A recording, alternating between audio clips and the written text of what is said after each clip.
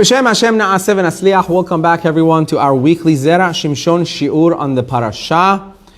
Today we are starting Parashat Nitzavim, the Rush Hey, the fifth ma'amar of the Zera Shimshon on the Parsha. This shiur, like all others, are dedicated for the Refuah Shalema of Kol Chole Am Yisrael, especially Mordechai ben Turan, and also Michael Levi ben Dina, Tinok ben Shiran, and Tanaz bat Gila, Sanaz bat Gila, and Paribat Muhtaram, Behnaz Chaya bat Yafa, and Yehuda ben Ezra, and Yosef ben Munavar, Yonatan Rafael ben Gladi Simcha, and Revital Chaya bat Gladi Simcha, Chaya Ahava Gadosh bat Neda. The zechut of this shiur should be a melitz yosher for all those that are single, to Be'ezrat Hashem find their zivugim be'garov u'bizmano, and those that need children in the zechut of the Zera Shimshon, they should be zocheh to banim zecharim, banim, banot, Be'ezrat Hashem be'garov u'bizmano. And the dedication of is also Le'ilui Nishmat Zera Shimshon, Harav Shimshon, Chaim and Nachman Michael. The pasuk says, Re'e natati lefanecha hayom et ha'chaim v'et ha'tov v'et ha'mavet v'et hara. The pasuk in this week's parasha, the parasha that is always before Rosh Hashanah, Parashat Nitzavim. I mean, the words of the parasha itself, the beginning of the parasha, the first pasukim of the parasha themselves already are very to the point, because we're going to Rosh Hashanah, Yom Adin, preparing for judgment, preparing for forgiveness, Be'ezrat Hashem. And the pasuk says what? Atem nitzavim hayom kulechem lifnei Hashem Elokechem. You are now standing before Hashem, your God. It's a chilling feeling that this parasha is right before Rosh Hashanah always. And in this parasha, Moshe Rabbeinu tells over to Bnei Israel that, look, HaKadosh Baruch Hu told you that I have put before you et ha'chaim v'et ha'tov, life and good, ve'et ha'mavet ve'et hara, death and bad. Pretty simple. Moshe Rabbeinu says HaKadosh Baruch Hu made it very simple for us. He put choices in front of us. The choices are clear. One road leads to a wondrous land of bliss and happiness and reward, and the other side is just a crater. You go straight down, nothing else. It's wrong, it's bad. So now the Zera Shimshon says, Kashe, this is difficult kind of, there's a difficulty in this pasuk. It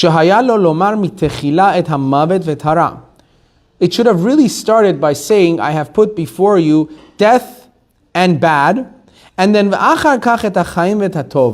afterwards it should have said life and good. Now I know everyone's thinking, why? What's wrong with saying the positive first? You know how they go, you want the good news first or you want the bad news first? Most people always go, what? Good news. But smart people say bad news, I guess. We'll see. So he says, why shouldn't it say et ha'chaim v'et ha'tov first? Why doesn't it say et ha'mavet v'et hara, death and bad, and then say chaim v'tov, and then say life and good? That's a better order. Why does he say that's a better order? Because in our minds, why is that a better order? In our minds, why shouldn't you say the good first? Chaim, tov, be positive. And then if in case, you eat non-kosher only outside. No, I'm kidding.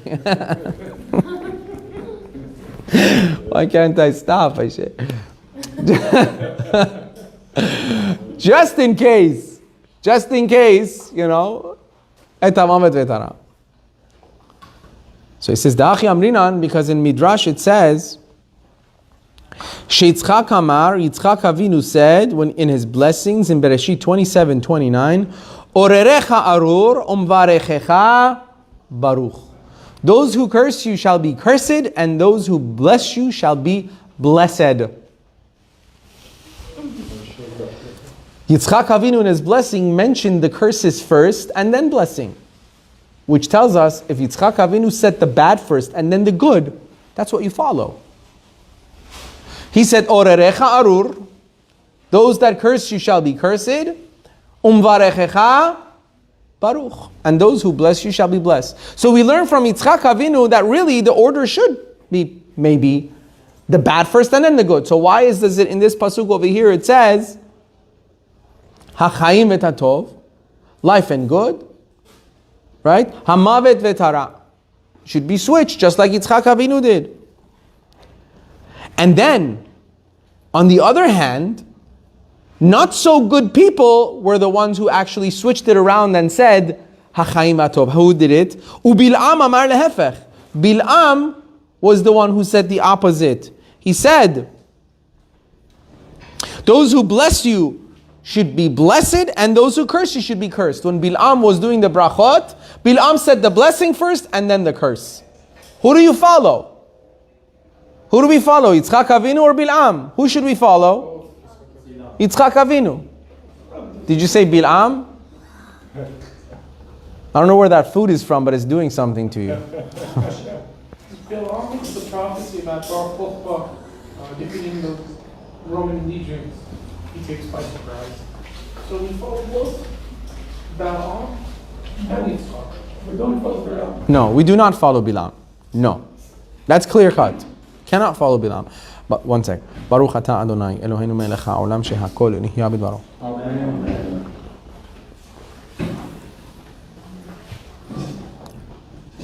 So he says, he answers, Lefi tzadikim techilatan yisurin vesofan shalva. Says, why is it that tzadikim like Yitzchak Avinu mentioned curses first and then blessings? It says because that's how tzaddikim see the world. The righteous see the world in a different way. They say, yes, this life is hardship. This life is hard. It's full of obstacles. Vesofan letova, but the end result is going to be great. So they're always saying the bad first and then the good. The curses first and then the blessings. Why? Because that's how they see life. Life on this world is usually difficult. You see bad things, you see atrocities, you see hardships. But the result of it later on is going to be the sachar. Listen, let's all be honest, okay? I know that you guys probably were raised at home listening to all these like Torah tapes. Or like, sorry, I said tapes. People listening are going to be like, what are tapes? Okay? CDs, Torah CDs, or like audio. Torah audio, thank you. Or like, right, not lectures, I'm not even, like when you were a kid, you know, when you were like 5 years old. If you were listening when you were 5 years old to these like Torah jams, like the Jewish Barney and stuff like that, you know? Uncle Moishi. Right, don't bring names please. Not referring to anybody, just saying, like Jewish songs. Right? And we're always talking about how mitzvot are fun, mitzvot are cool, mitzvot are da-da-da. They're so awesome, we love doing mitzvot. Right? And then you kind of grow up and you find out that they're not so fun. They're actually very serious. Mitzvot aren't fun. And in fact, actually, it's a part of halacha that says mitzvot, right? Mitzvot lav lehenin nitnu. The mitzvot were not given for profit and enjoyment. And that has halachic,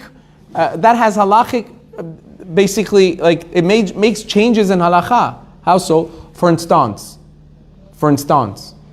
let's say somebody says, I will never benefit from a shofar again.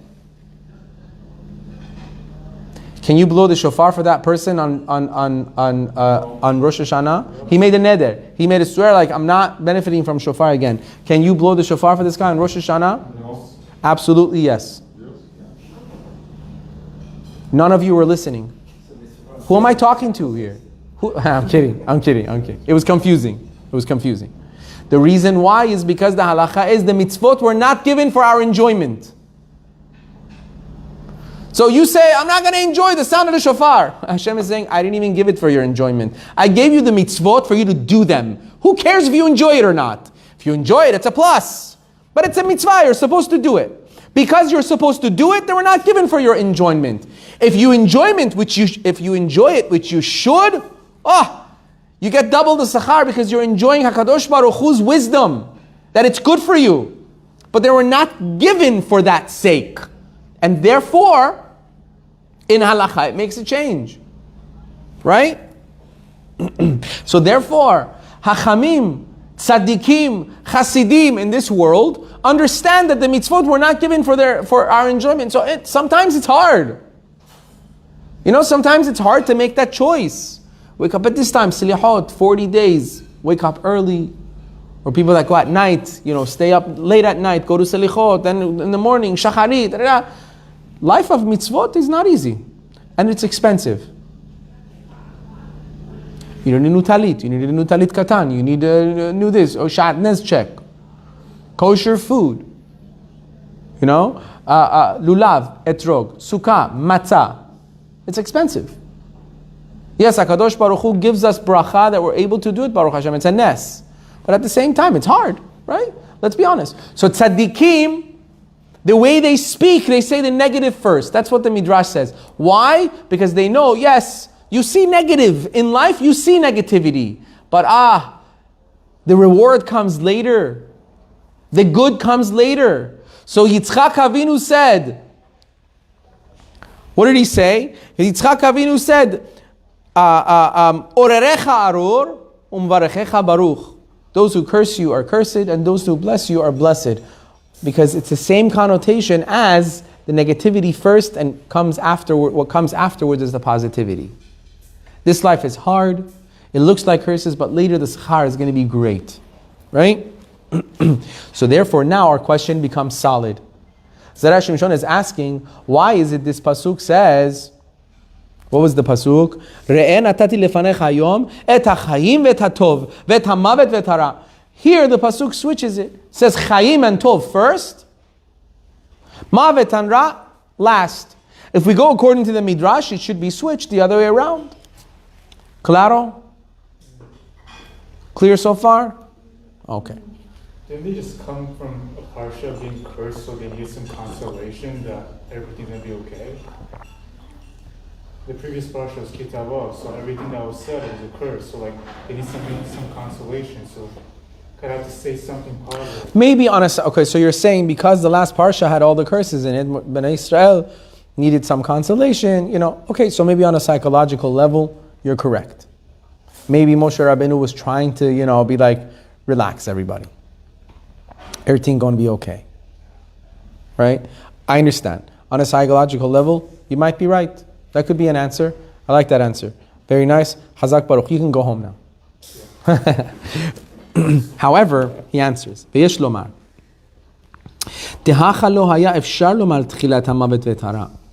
Here, it was not possible to say mavet first, death and bad first, and then the blessings. Although it is the way of tzaddikim to do it that way, but here it couldn't. Why? Deim ken, because if he had done so, hava mashma shelachar sheba hara yesh takana lizkot betov. Says you would have thought, it would have been implied that even after one has already done the ra, has already sinned, and evil has come to pass, meaning the bad has been done, you would have thought, yesh takana lizkot betov. There may be a simple way to rectify it and basically get the tov still.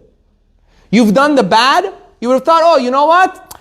Mavet and ra, when you say mavet and ra first, and then hachayim v'atov. A person would have thought, okay, I've done all the bad and the mavet and the ra, but hachayim v'atov, maybe I can now, maybe there is a way to rectify all of those.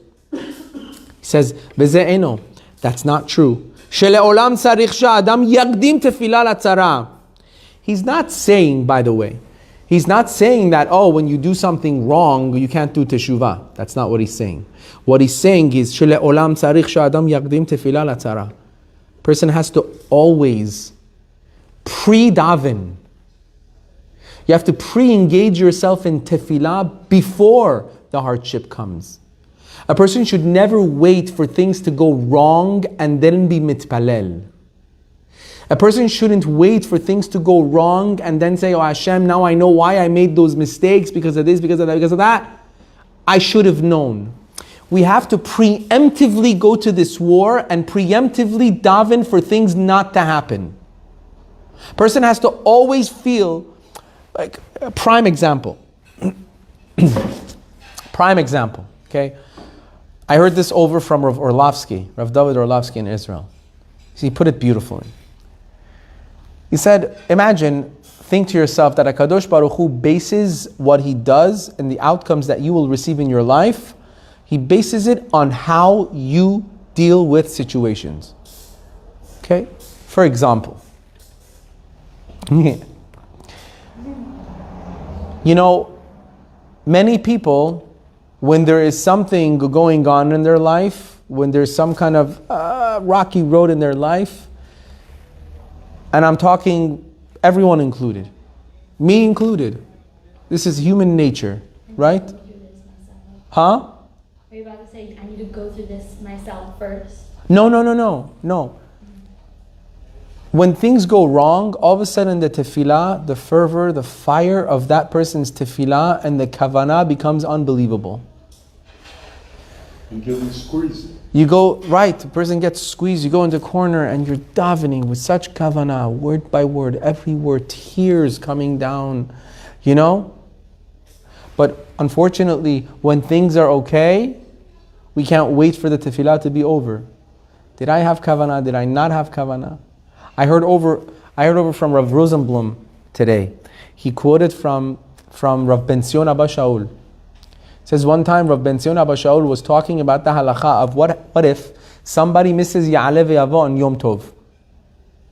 Right? You're saying a tefillah or Birkat Hamazon and you forgot to say Ya'aleh Ve'yavo. He started to cry. People around him asked him, well, why are you crying? He's like, I don't understand how someone could miss saying Ya'aleh Ve'yavo on Yom Tov. How does that even happen? How do you forget that it's Yom Tov? There's halachot, for instance, there's 2 uvish arechas in Shema. There's 2 uvish arechas in the whole Shema. Right? Yes or no? People are not nodding. There's 2 uvish arechas. Right? I'm sure this has happened. That you're in Shema, you go uvish arecha, and then you don't know if it's the first uvish arecha or the second uvish arecha. Like, right? Exactly. You don't know if you go leman or do you go v'hayim shamoa.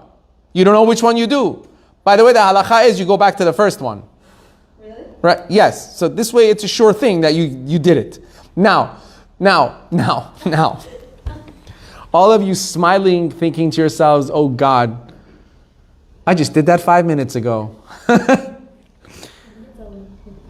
We have to understand, people spend half an hour saying Shema. There are people that spend half an hour saying Shema. You want to go see Rabbi Eliyahu Netanyahu on how he says Shema? You think people like that get confused whether it's the first uvish arecha or the second uvish arecha? They never get confused because Shema is real to them. It's real. They're opening Shamayim when they're saying every single word. They're next to the Kisah Kavod. Imagine, okay? Imagine you're a nice 16-year-old kid in Beverly Hills today. Because you're so nice, you want a Tesla from your father. Right? I want to be in with the times today. You're 16 years old, you go to Beverly High, right? And you want a Tesla. Do you think when you talk to your dad about the Tesla, you go, Dad, can you please buy me a... Would that ever happen? You would never forget. You would never forget what you were about to ask for, would you? You would never forget. So how is it when we say Shema, we forget where we were, whether we were Uvish Arecha or the second one, the first one? That's what Rav Ben Zion Abba Shaul was saying. How do you forget Ya'aleh Ve'yavo? It's Yom Tov. Like you're in Yom Tov. You're in a holy day. You're on Sukkot. You're in Pesach. You're in Rosh Chodesh. How do you forget? That's the zone they're in. We have to recognize the power that we have. The kavanah that we're supposed to have in a tefillah. The way we're supposed to pray in a tefillah. It shouldn't just be a routine. We're doing something. We're doing something extremely powerful. Extremely powerful. We have to take that moment very, very seriously. Very seriously. So, Zera Shimshon is saying, tefillah is everything. You have to prepare before something happens. Why should it be that when something happens negative in somebody's life, then the tefillah becomes bekavana? So Rav David Orlovsky used to say, if you pray with that same passion when things are good in your life, if those tears are still coming down your eyes when things are great in your life, you're davening tishkon betoch Yerushalayim Irich HaKodesh. You're davening HaKadosh Baruch Hu, bring back the Beit HaMikdash, and you cry because you want the Beit HaMikdash. Laminim v'lamalshinim, HaKadosh Baruch Hu, destroy the enemy, your enemies. And you're crying because you want peace in the world. If you cry when things are good for you, HaKadosh Baruch Hu says, wow, look how connected He is to me now when things are good. I don't need to cause any trouble for Him. I only cause trouble because the only time I get a connection with this guy is because when he's got some trouble going on in his life. The only time he pays attention to me and talks to me sincerely and cries to me sincerely is when things are wrong, unfortunately. So fine, if that's what it takes for me to have a conversation with you, for my child to be in my private chambers with me, if that's what it takes, then so be it. But then if we train ourselves and we train, so to speak, HaKadosh Baruch Hu, so to speak, Kavyachol, that no, even when things are good, I'm still in your private chambers. I still daven b'kavanah. I still daven with passion. HaKadosh Baruch Hu says there's no reason for me to give Him any problems. Think back. Chazal tell us that why was Sarah imenu agara? Why was Rivka imenu agara? Why couldn't Sarah imenu and Rivka imenu le'amen? Why couldn't they give birth? Why couldn't Rachel imenu have children? Why? What? Chazal tell us because HaKadosh Baruch Hu wants tefilatam shel tzadikim. He wants the tefillah of tzadikim. He loves to hear from His children. He loves to hear from us. He wants us to be connected to Him. So he says, if over here, at this time, atem nitzavim hayom, when, like you said, when already the curses were already mentioned in last week's parasha, and Bnei Israel are nervous about what could happen, the punishments that could come out, Moshe Rabbeinu is telling them, you have to be preemptive when it comes to this. Prepare. Be ready before it. Don't let the bad things happen and then think about davening for them to go away. Do the right things now so they don't come. So he's saying, if the pasuk would have said Chaim v'atov after Mavet, people would have thought, oh, Mavet and Ra, and then there's Chayom Tov. You know, there's death and good. And then if you do, maybe, yes, there's still Chayim and Tov. So Moshe Rabbeinu switched it. He said, no, you need to put the Chayim and Tov first. In the times of Chayim and Tov, you have to be preemptive. Don't let the bad come and then start praying for it to go away. Make sure it never comes. Stay in the Chayim and the Tov. Stay there. Be preemptive. That's when you take the opportunity. Don't think that when it comes, it's going to be easy to get it done. He's going to explain now. Am I making it clear? What were you saying about Rachel Aminu? Why she didn't have children? It says all of our matriarchs and patriarchs, tzaddikim, they couldn't have children just because Hashem wants the tefillah of tzaddikim. He wanted them to pray. That's how important that connection is. We don't realize how much HaKadosh Baruch Hu just wants to be connected to us. Bezrat Hashem, you're going to have children. Soon, all of you, Bezrat Hashem. You're going to have children. I'm getting teary just saying it. You don't understand what it means when your child talks to you. When you're a parent, there's no greater nachat when your child comes and just wants to talk. Not because there's issues, chas v'shalom, no, just wants to talk. Abba, I want to share this with you. You know what happened here? You know what happened there? You know what great nachat there is? Or when your child wants something from you, it's the greatest nachat. You know that they need you and they're still dependent on you. You know that they want you to be their father, their mother. There's no greater joy. HaKadosh Baruch Hu says, Banim atem. You are my children.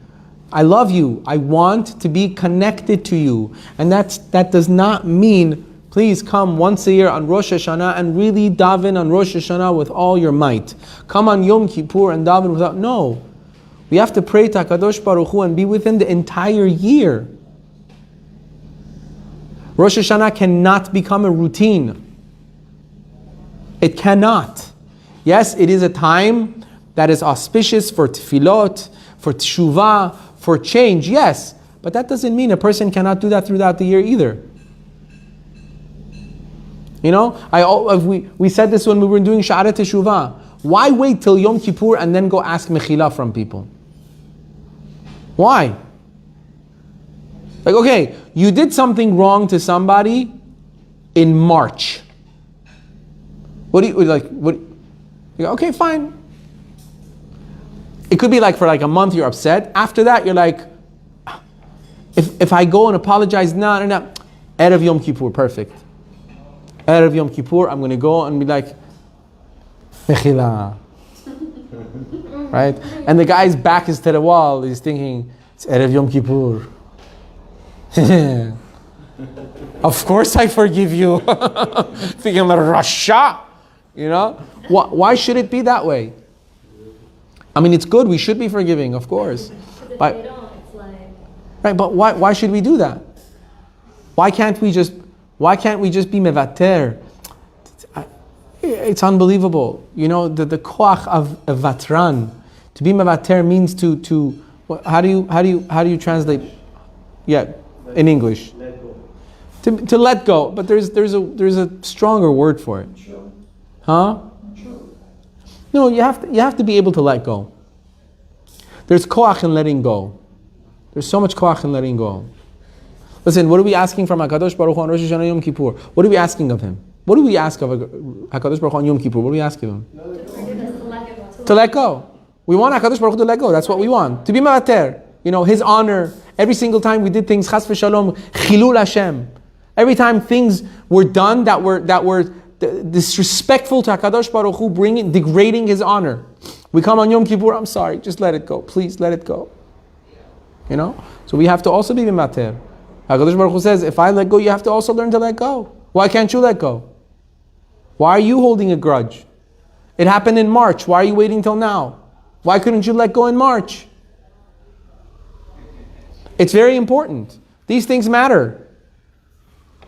Back to what we're saying. I got to say this line one more time. It's a beautiful line. A person should always pray before any impending troubles come. We shouldn't wait for troubles to happen and then pray. Why? Do things right so the troubles don't come. Ve'od amrinan. Moreover, Chachamim say, Delet hanir'elet lo b'mehera b'tipatach. Says a door. It's talking about a heavenly door in Shamayim. A heavenly door that has been closed cannot be quickly opened. Same way, same thing we're saying. Preemptively, do things while the door is open. When those doors close, it's harder to fix. It's harder to open. Umishum hachi, because of this, hikdim hachayim va'atov. He first said chayim, and then he said tov. Sheidbak be'elu kodem sheyavo hara chas v'shalom. So that they could dedicate themselves, the Bnei Israel, each individual should dedicate themselves to the chayim and tov before the bad come. Od yesh le'akshot ala pasuk. He says, but there's difficulty with this verse again. Because in the first chapter of Ta'anit, in Chet Amud Bet, it says, that when HaKadosh Baruch Hu brings sustenance into the world, He grants it to the living.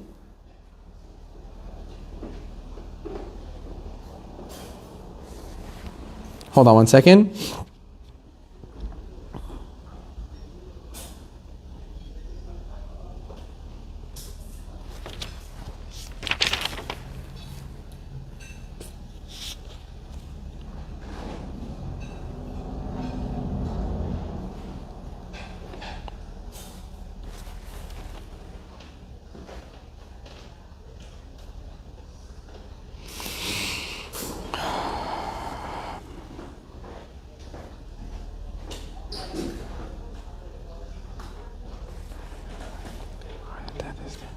Okay, I actually had planned to just skip one little paragraph here, so I'm just going to go ahead just because we won't have time. I'm going to go to the second part. It says, we still have to see. It says, because the beginning of this pasuk is clear. Because in the beginning, Hashem will first grant life to one who does teshuvah. Ve'achar kach yosif latet lo hatov. After the chayim, He will add upon that the tov, the good. So a person does teshuvah, Hashem grants him life, and then after that He'll add on to it the tov that comes in the life. And that's why it says life and goodness. But the ending of the pasuk doesn't match up well. It says death and bad. Okay, you could say achayim atov because, hey, I will grant you life and goodness. You will have life, you will live, you'll have longevity, and I will give you goodness in that life. And then it says hamavet v'tara, death and bad. There's no bad that comes after death. Death is death. And you can't really say, oh, it's talking about later, olam haba. No, it's talking about death, physical death here. Like the chayim. It says chayim ve'tatov. I will give you life and good in this life. So the death should be also connected to the ra. What kind of ra, what kind of bad could come out of death, after death? There is no bad after death. Death is death. Lo aleinu. That's impossible. After the person is dead, won't know between bad or good. He's dead. And you cannot say it's talking about punishment in Olam Haba in Gehinam. It's not. That the bad that it's talking about after death is not talking about Gehinam. Why? It says because the literal translation of the pasuk is discussing this life. You always have to understand there is always the literal meaning of the pasuk. The literal meaning of the pasuk always has to make sense also. So when it says Chaim and Tov, okay, life and goodness in life. That's what it means. When it says death and Ra, it has to match up. So what's the Ra that comes after death? V'yishlomar, says we can explain the kavanat hakatuv hikach. He says this is what is meant by the evil that follows.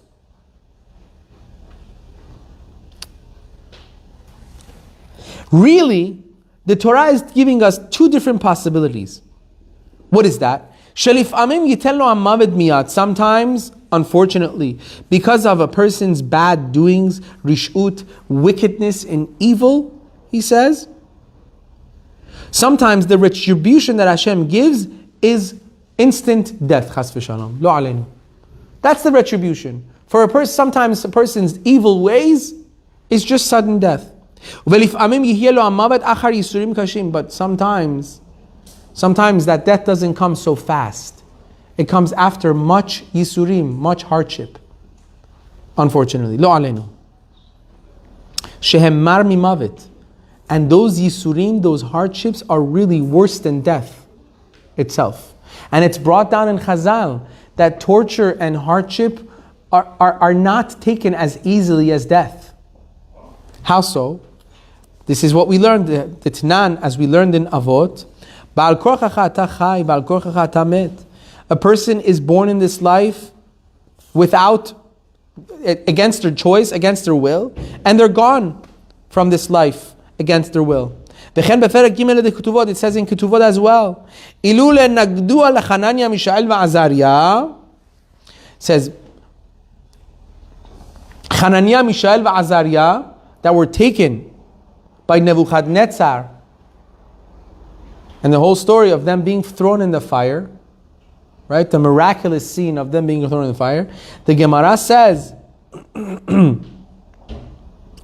if instead of throwing them in the fire and sudden death, they would have tortured them, this is the Gemara. If they would have tortured them, they would have succumbed and chas v'shalom worshipped idols. That's far it goes. This is Hananiah, Mishael, v'Azariah. The greatest miracle happened for them. They lived through it. But it says, but if they, instead of throwing them in the fire to kill them, they would have tortured them, they would have succumbed. They were. But the Gemara is trying to say torture is very difficult even for great tzaddikim. Death is much easier. Yisurim is hard. Hardship is hard. So, V'chen beperek zayin de Mitziyah, also in the 7th perek, in Baba Mitziyah, in 86, I miktal gatlu lahu gavra lo megalina. It's talking about Rabbah had healed one of the agents of the king. And then that same agent was sent to arrest Rabbah. And he said, that agent said, even if those people come and kill him, he's not going to give up the whereabouts of Rabbah. Because he had helped him. Rabbah had helped this agent, this soldier. So the soldier did not want to give up the whereabouts of Rabbah. And he said, he proclaimed, even if they kill him, he's not going to give it up. He's not going to tell them. So the Gemara says, meaning what? In his words, he was saying, if they kill him, he won't say. But if they torture him, he probably cave in. Because through torture, people do crazy things. They can't control it. A person cannot go through so much. Right? Do we have any tzaddikim that did that through torture? Do we know of any tzaddikim that gave in through torture? Or that didn't give in. Weren't those 10 tzaddikim? Rabbi Akiva. Oh. Right, but what's the story of Rabbi Akiva? Think, what was the story of Rabbi Akiva? But what happened? What happened? Being skinned alive. He was being skinned alive, and then what happened? Saying Shema. And then what happened? He asked the person if he'll have. He told one of the guards, what did he say? He told one of the guards, if he takes off the wet towel that he had put on his heart to make it not stop, to prolong the torture, he told that soldier, if he takes it off and lets him die faster, he'll give him olam haba. Which proves what point? He didn't want to be tortured anymore. Lo aleinu. It's not, it's not something that anyone could even talk about. So he says,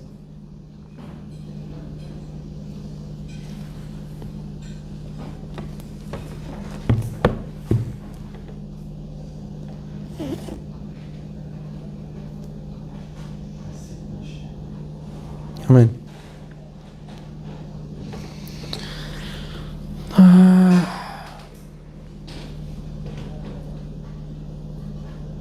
She says, "V'chen b'mitonenim." Also, it's brought down in Gemara Yoma about those reshaim that were complaining in the wilderness, in the Jewish nation when they complained to Hakadosh Baruch Hu. It says, "Reshaim hayu mitztarim veholchim ad chodesh yamim." Those were that really wicked. They suffered for an entire month until they died. It says, but those v'kesherim metu miyad. But those that were not really reshaim, they followed the reshaim. They died quickly, right away. They were punished right away. Which again says that torture is worse. It's bad. Meaning, death is the ultimate, that's for sure. But what a person can take, it's trying to say, a person can take death over torture. That's what they would rather. One sec, it's almost finished, this idea.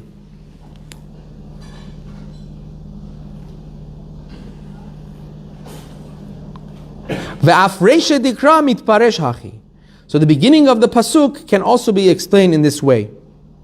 Meaning, the part that the life of good.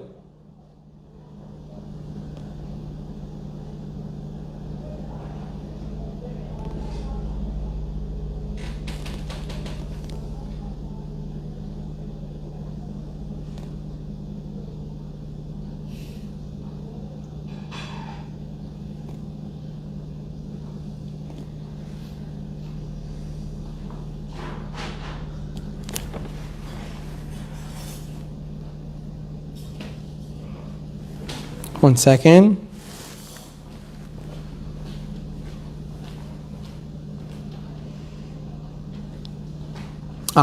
So the Zera Shimshon is saying the death and the bad, the mavet and the ra are actually two separate things. They're not connected to each other. It's not saying a person gets death and then ra. No. He's saying it's good and worse. Meaning, a rasha gets the ra. A totally wicked person gets the ra, which is the suffering. A person that's a kasher person, okay, he did things wrong, but he was pushed into it, or half the time he didn't want to, but he did it, it was whatever. He goes the easy way. What's that? What's that called? There's evil, and then there's... And here Moshe Rabbeinu explains it as mavet vetara. Et hamavet vetara. Death and the bad. So he was asking, how could there be bad after death? It's either death or it's death. So he's saying, no, Moshe Rabbeinu was saying it's two different things. It's two separate. Death, he's talking about sudden death.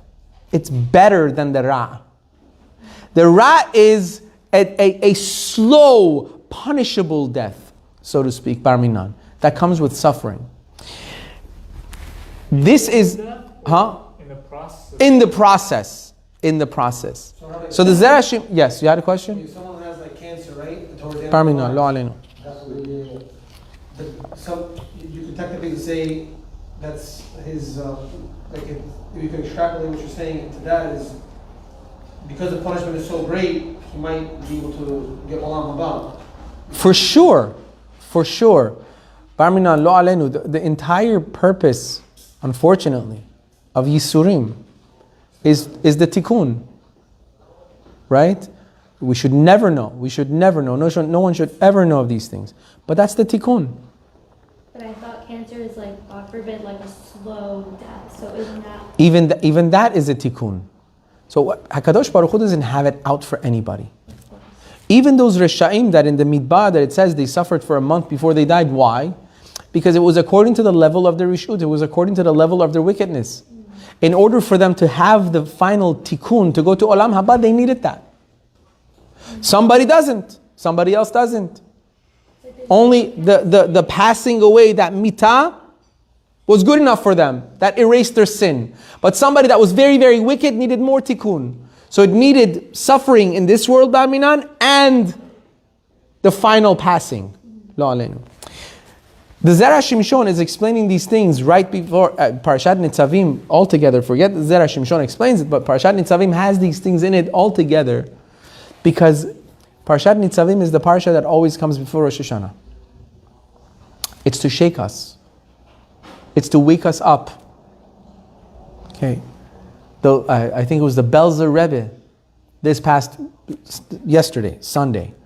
The Ashkenazic world started slichot yesterday. Yeah. So, right.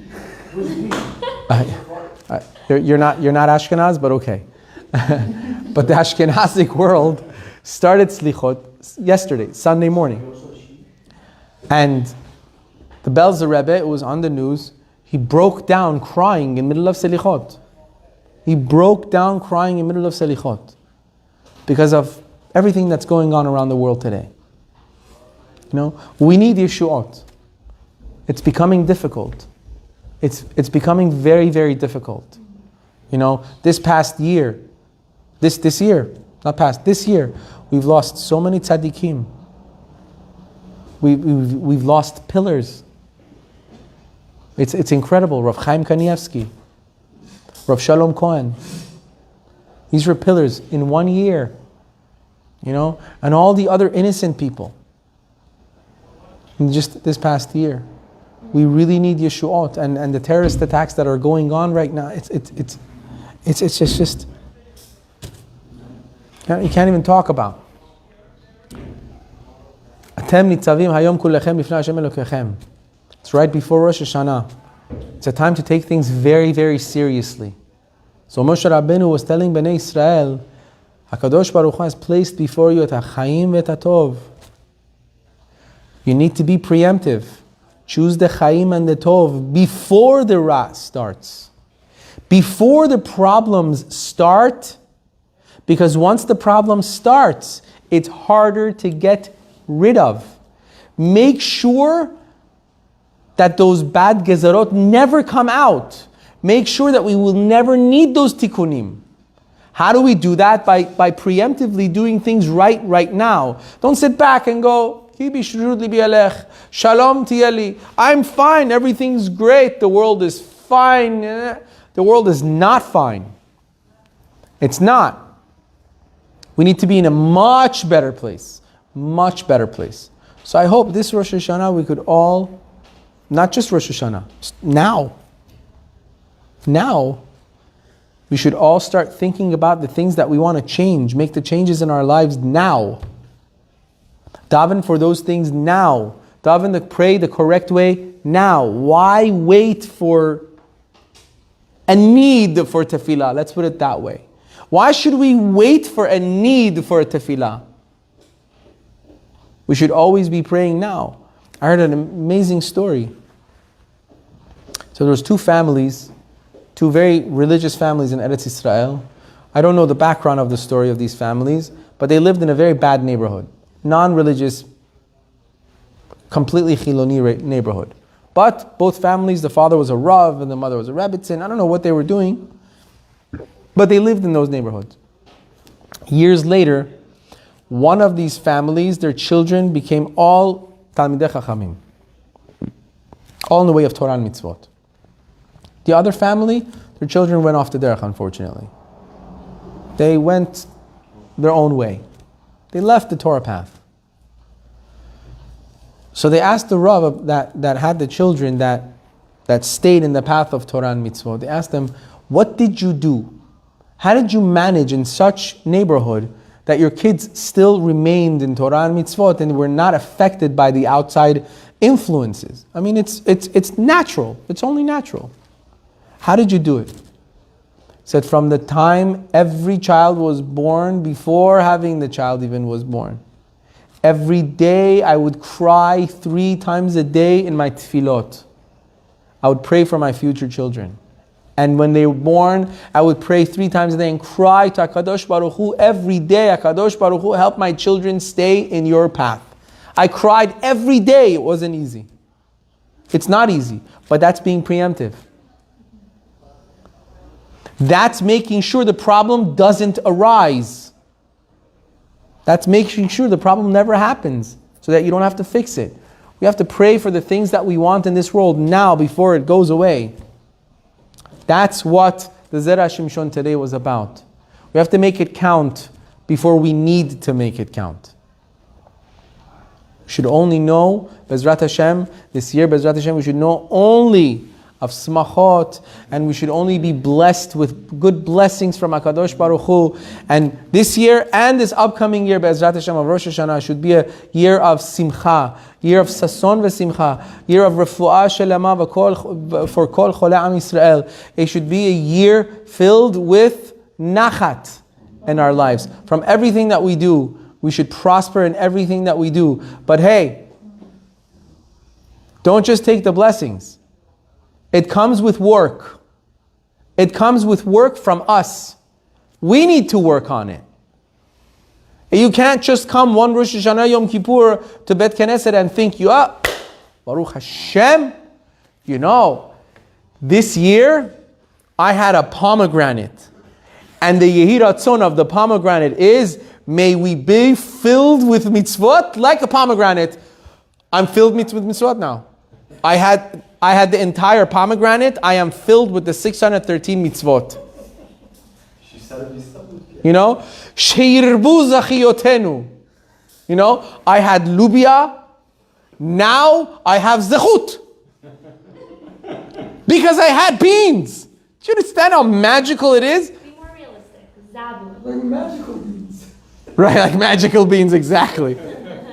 But it doesn't work that way. These are simanim. We do these simanim on Rosh Hashanah for it to give us energy to be able to do the right thing, to have zechut. To do the mitzvot, to have more mitzvot. You can't just do the simanim and expect it to happen. You're not flicking a finger like that.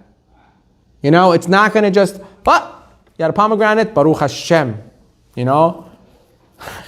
Imagine, someone's doing the mitzvot so correctly, you're going to like, you had pomegranate this year, I can tell. Look at you with all the mitzvot. It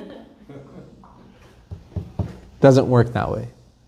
Baruch Adonai le'olam, amen ve'amen.